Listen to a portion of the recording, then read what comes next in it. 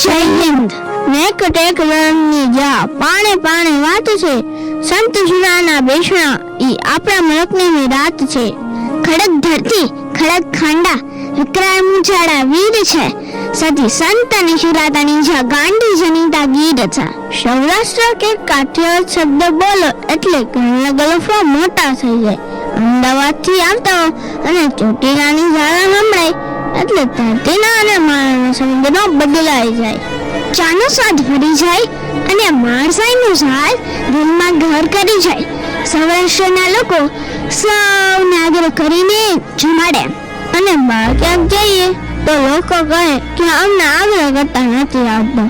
આ લે અરે બેન તો શીખીએ ને, આગ્રહ ક્યાં ફ્રેન્ચ ભાષામાં કરવાનો છે.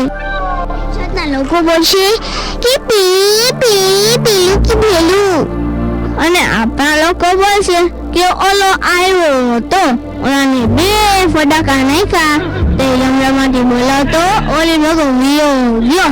અમદાવાદમાં પક્કા હોય અને રાજકોટમાં પકલા હોય.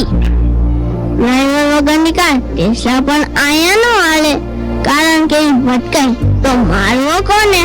ક્યારેક ઝીણ કુકડી વાતમાં ડખા છે, પણ તોય કાઠિયાવાડીઓ તો અહીં જ બખા છે. તો વળી કેટલાક પેરેન્ટ્સને પણ ખબર નથી અમરેલી જિલ્લાના નાનકડા પશ્ચિમ ભાગને જ કાઠિયાવાડ કહેવાય છે.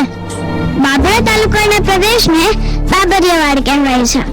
પોરબંદરને બરડો કહેવાય તો જૂનાગઢ જિલ્લાનો અમુક ભાગ સુરત તો અમુક ભાગ ગઢ કહેવાય.